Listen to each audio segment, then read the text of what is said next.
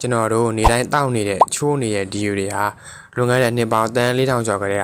ကကဘာပေါ်မှာရှိနေခဲ့တာဆိုရင်သိယုံနိုင်မလားဒီနေ့တောက်လိုက်တဲ့ရေတငုံဟာတစ်ချိန်ကဒိုင်နိုဆောပဲတောက်ခဲ့တဲ့ရေလည်းဖြစ်နိုင်ပါတယ်ဒါဆိုရင်ရေတွေကကဘာကြီးတွေကိုဘယ်ကနေဘယ်လိုရောက်လာတာလဲ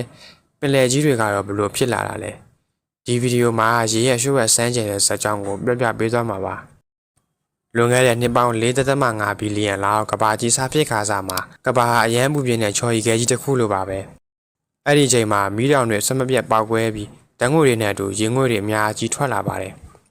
ကဘာကြီးတစ်ဖြည်းဖြည်းအေးလာတဲ့အခါအဲ့ဒီရေငွေတွေကတိမ်တွေဖြစ်လာပြီးနှစ်ပေါင်းထောင်နဲ့ချီမိုးတွေတဲတဲမဲမဲရွာချလိုက်တာကြောင့်သမုဒ္ဒရာကြီးတွေစတင်ဖြစ်ပေါ်လာတယ်ဆိုပြီးသိပ္ပံပညာရှင်တွေကယူဆကြပါတယ်ဒါပေမဲ့စိတ်ဝင်စားဖို့ပိုကောင်းတဲ့အချက်တစ်ခုရှိပါသေးတယ်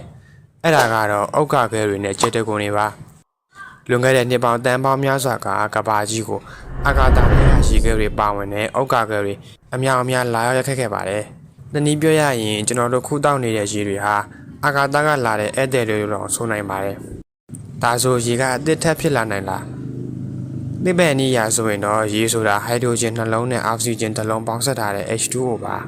။ဒါကိုကျောင်းတွေကသင်ခန်းစာမှာသင်ဖို့ကြပါလိမ့်မယ်။တစ်ခွဲခန်းထဲမှာဒါကိုပေါင်းစပ်လို့ရပေမဲ့ပောက်ကွဲမှုတွေဖြစ်နိုင်တယ်လို့အလွန်လဲကုန်ကြစည်များပါတယ်။ဒါကြောင့်ကဘာပေါ်မှာရှိသမျှရေဟာပမာဏအတူတူပါပဲ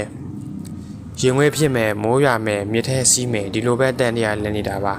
။ဒါကြောင့်တင်ရေတစ်ခွက်တောက်တိုင်းမှာကဘာဥကလာကအငွေ့သက်တွေနဲ့အာကာသကလာတဲ့တထုတွေပါဝင်နေတယ်ဆိုတာကိုသတိရလိုက်ပါ။ရေဟာအသက်ရှင်ဖို့အတွက်မရှိမဖြစ်ဆိုတာထက်ပိုပါတယ်။သူကဘာကြီးရဲ့တမိုင်းကြောင်းကိုတည်ဆောင်လာတာပါ။ဒီဗီဒီယိုကိုကြည့်နေတဲ့ဆိုရင် like and subscribe လုပ်ထားပေးဖို့မေးပါနဲ့အောင်နော်နောက်ထပ်ရဘယ်လိုအကြောင်းအရာတွေကိုသိချင်သေးလဲဆိုတာ comment မှာရေးပေးခဲ့ပါဦးခင်ဗျာ